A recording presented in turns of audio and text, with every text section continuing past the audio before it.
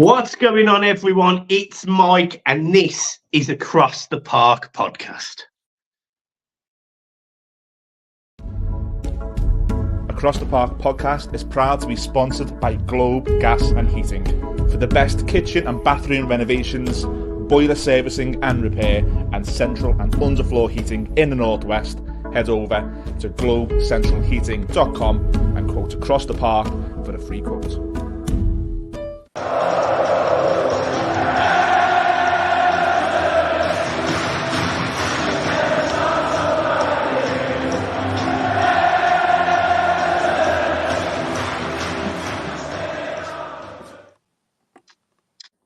And we welcome Yousef to the channel this evening. Yousef, first of all, do you want to let everyone know where you are and how they can find you on social medias? Yeah, hi Mike. Thanks for having me along. I'm Yousef. I'm a fanzine contributor and podcaster for True Faith. That's one of Newcastle's fanzines, and fanzine's been going since '99. The podcast since a little bit more recently, when that sort of started up around 2014. You can find the fanzine and podcaster at TFNUFC, and I'm at Yousef_1892 on X. Excellent. Well, there you go, guys. So make sure you go and follow Yousef. And we're just going to get straight into it. So Everton, Newcastle, again, Everton over the last few games have had a torrid time. I think it's 5 wins to Newcastle in the last 6. Look, let's just be straight. What are you expecting out of this game, Yousef? Well, if Everton fans are looking for some sort of hope or crumbs of comfort here, we've been much better at home than away. The only away win we've had in the league is actually Sheffield United. The last few games, most Newcastle fans, myself included, have been wondering how on earth we can carry on getting decent results with the number of injuries we've got. The same 11 players have played the last 3 games, and it's a real patched up 11. And every week, we're sort of thinking, is this going to be the one where we slip up? And it just hasn't been. So I think a lot of Newcastle fans are going into it expecting a win. But the reality is, if you take a step back, actually a point away at Everton this week, I don't think would actually be the worst result in the world for us, because, like I said, the number of injuries we've got, the form we're on can't carry on forever. And, I do think Everton are, not a bad side, to be honest. They've obviously got some weaknesses, but I do think this is going to be a very tough game. So I'd probably take a draw personally, but I think if you ask most Newcastle fans, they're looking at this as a chance for 3 more points. Yeah, I think when I look at this Newcastle side, the actual feeling around the club must be almost meteoric.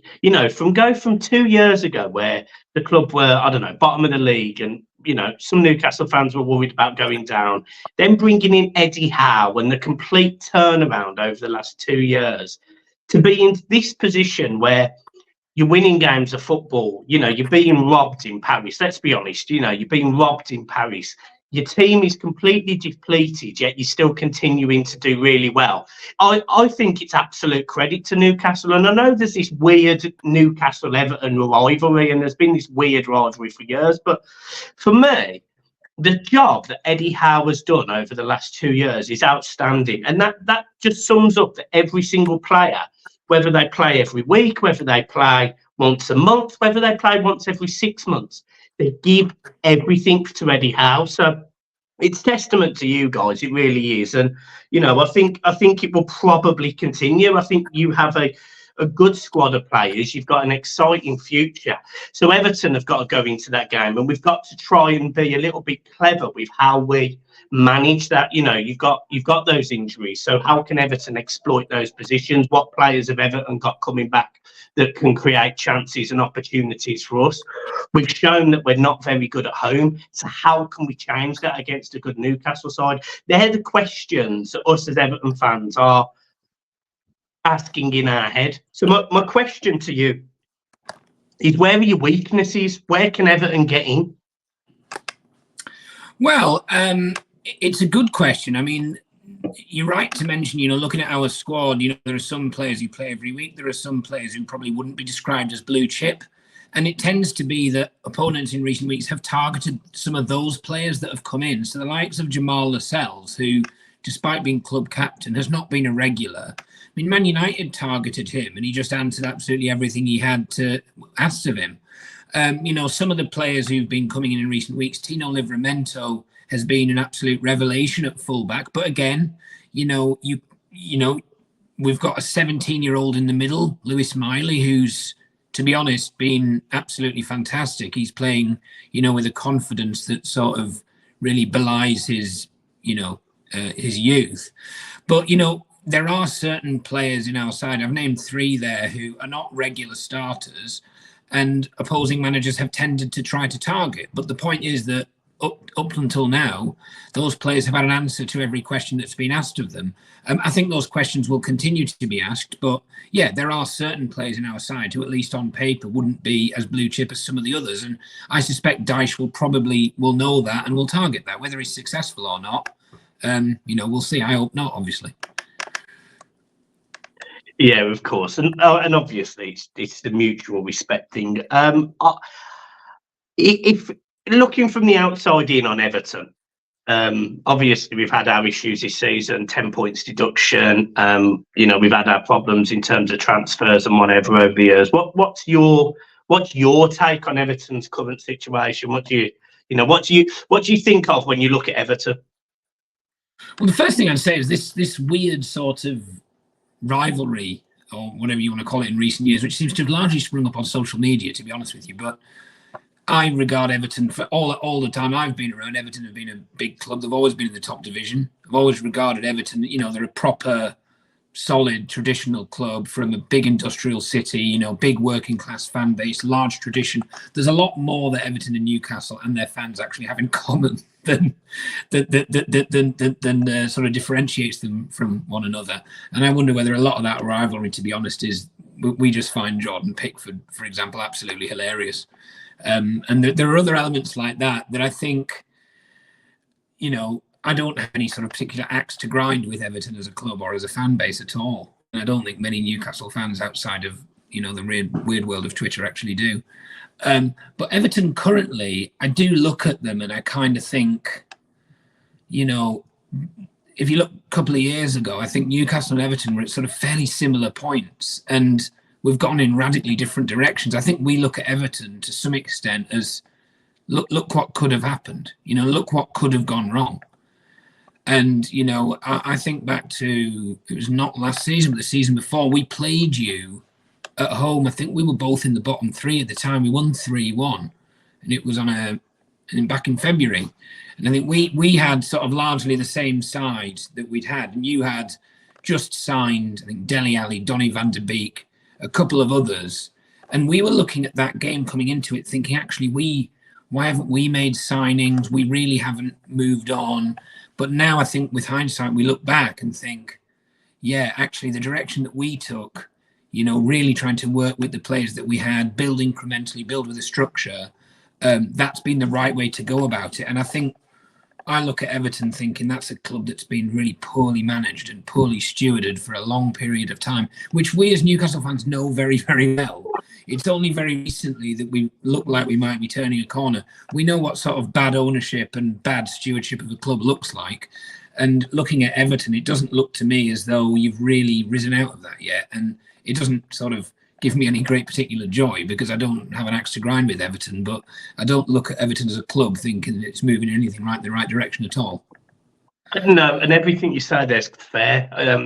We have been managed really poorly, and the board have let us down over the years. Everton have, there was protests. There's been all sorts of things happen really over the last 2 or 3 years towards the board.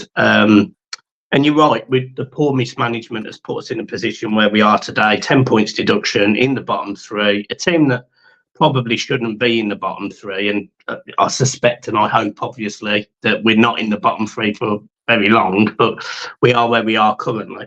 And it's games against Newcastle where there's that little bit of, as you rightly say, a lot of it has come up from social media. I'm equally the same. I have literally nothing against Newcastle. I've always actually I've always got on with the Newcastle fans that I've known. I've always, there's never been a particular gripe.